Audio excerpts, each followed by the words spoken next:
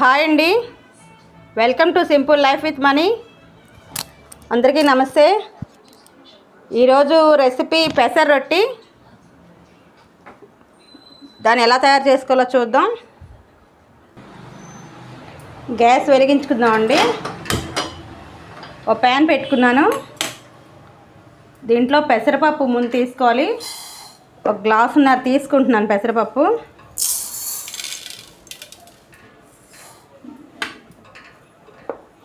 ఇవి brown colour వచ్చినంత వరకు వేయించుకోవాలి.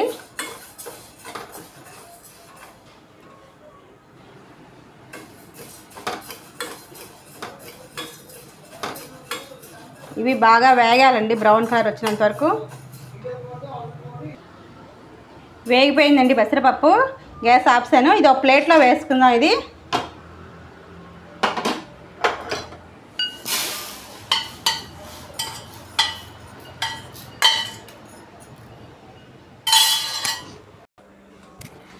నెక్స్ట్ బియ్యం తీసుకుందామండి. బియ్యం గ్లాసున్నర తీసుకున్నాను.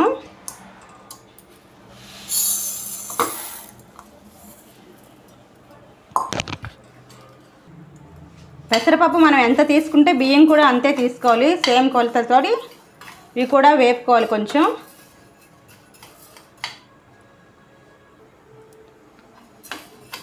పెసరపప్పు ఎంత అయితే బియ్యం కూడా అంతే కొలత అన్నమాట.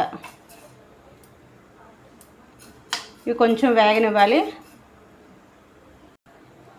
బియ్యం కూడా వేగిపోయాయి. గ్యాస్ ఆఫ్ చేస్తాను. ఇప్పుడు వేయించిన పెసరపప్పు ఏమో మిక్సీలో వేసుకోవాలి. మిక్సీలో వేస్తున్నాను.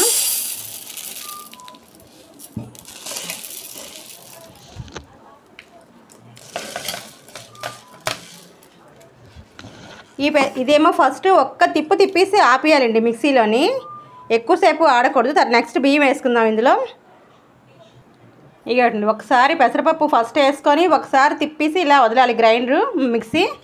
నెక్స్ట్ ఏమో ఇందులో బియ్యం వేసుకుందాం.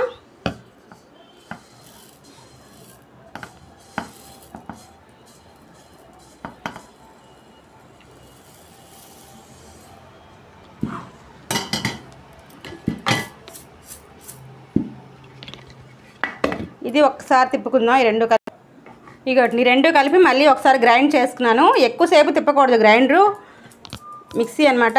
కొంచెం తిప్పేసి ఆపేయాలి, లేకపోతే పిండిలాగా అయిపోద్ది. నూకలాగా ఉండాలన్నమాట. దీన్ని ఇప్పుడు జల్లించుకుందాం ఆ ప్లేట్లో వేసి. ఇప్పుడు దీన్ని జల్లించుకోవాలి ఇలాగా. కొంచెం పిండి ఏమైనా ఉంటే దిగిపోతుంది అనమాట. ఇక జల్లించుకున్నాను. ఇది ఒక గిన్నెలో వేసుకుందాం. ఈ పిండి పక్కన ఉంచేద్దాం, దీని అవసరం మళ్ళలేదు. ఇది కూడా ఇలా జల్లించుకొని పక్కన పెట్టుకోవాలన్నమాట.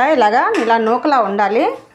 పెసరపప్పు బియ్యం కలిపి మిక్సీ చేసి జల్లించుకున్నాను. దీన్ని పక్కన పెట్టుకుందాం. ఇప్పుడు కళాయి పెట్టుకుందాం.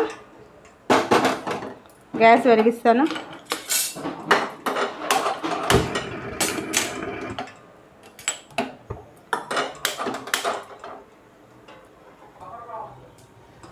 ఆయిల్ వేసుకోవాలి. ఆయిల్ హీట్ ఎక్కాలి. తాలింపు వేసుకుందాం అండి. ఆయిల్ హీట్ ఎక్కింది. ఆయిల్ హీట్ ఎక్కిందండి. మినప్పప్పు,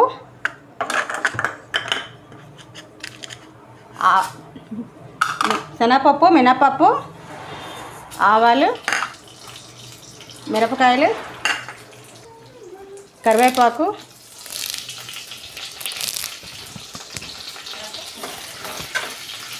కొంచెం వేగాలి ఇవి.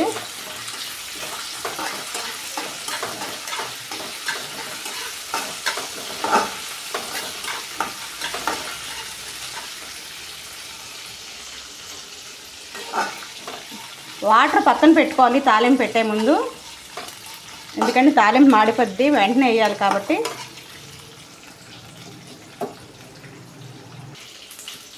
దీనికి శనగపప్పు, మినపప్పు, ఆవాలు, కరివేపాకు, మిరపకాయలేనండి. ఉల్లిపాయలు వేయకూడదు దీనికి. అందుకే వాటర్ పక్కన పెట్టుకోవాలి. తాలింపు వేగిన వెంటనే వాటర్ వేయాలన్నమాట.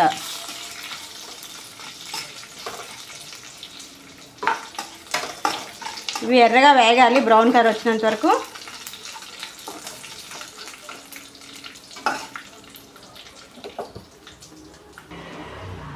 శనగపప్పు కొంచెం ఎక్కువ వేసుకోవాలండి. శనగపప్పు, మిరపకాయలు ఒక 7-8 వేసుకున్నాను. మిరపకాయలు వేగిపోతున్నాయి. వాటర్ వేసేద్దాం. ఇంకా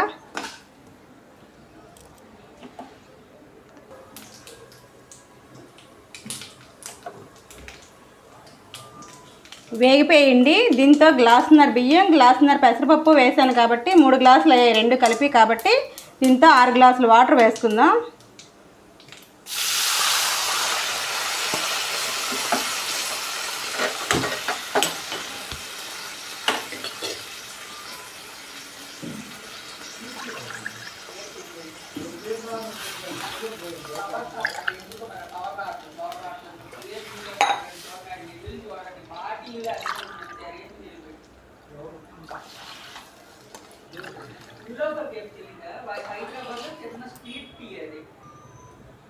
ఇక 6 గ్లాసులు అయిపోయి కొంచెం ఈ 1/2 గ్లాస్ వేసుకుందాం.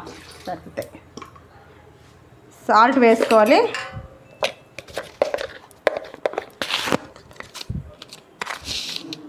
ఒకటి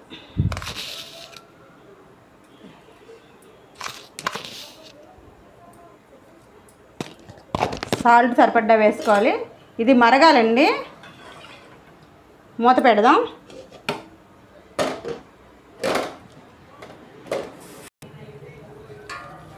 మరిగిపోయిందండి వాటరు. ఇప్పుడు మన సాల్ట్ కొంచెం చూసుకోవాలన్నమాట. సరిపోయింది లేనిది సరిపోయింది. ఇప్పుడు మరుగుతున్న వాటర్లోనేమో ఇది వేసేద్దాం. ఈ నూక మనం మిక్సీ చేసి ఉంచుకున్నాం కదా, పెసరపప్పు బియ్యం కలిపి, దీన్ని ఇలా వేసేద్దాం. ఇలా కలుపుతూ వేసేయాలి.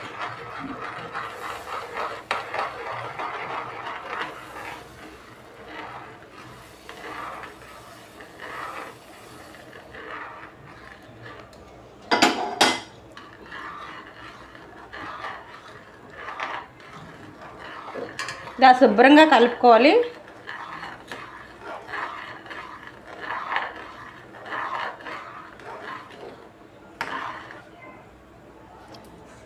దీంట్లో ఆయిల్ వేసుకోవాలి కొంచెం చుట్టూ ఇలాగా. మళ్ళీ శుభ్రంగా కలుపుకుందాం. కలుపుకొని దీన్ని సిమ్లో పెట్టేసి ఒక పావు గంట సేపు అలాగ ఉంచేయాలండి. మరి కలపకూడదు. ఇలా ఉంచేద్దాం. పావు గంట సేపు వరకు సిమ్లో పెట్టి అలాగా ఉడకనిద్దాం అనమాట. మరి కలపొద్దు, మధ్యలో కలపకూడదు. ఇప్పుడు ఒకసారి కలుపుకుందాం.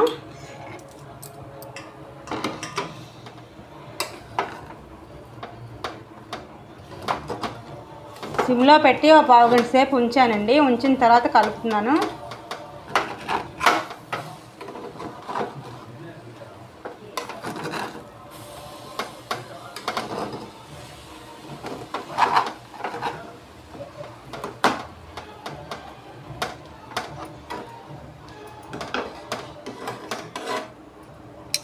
ఇలా మూత పెట్టి ఉడికించుకోవాలి. ఇంకా ఉడకాలి.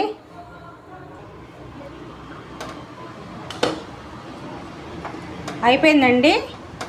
పెసరొట్టి రెడీ అయిపోయింది. ఇలాగా పెసరపప్పు బియ్యం ఉడకాలి, మెత్తబడాలన్నమాట. మెత్తబడితే అయిపోయినట్టే, ఆపేయాలి. రెడీ అయిపోయింది. గ్యాస్ ఆఫ్ చేస్తాను.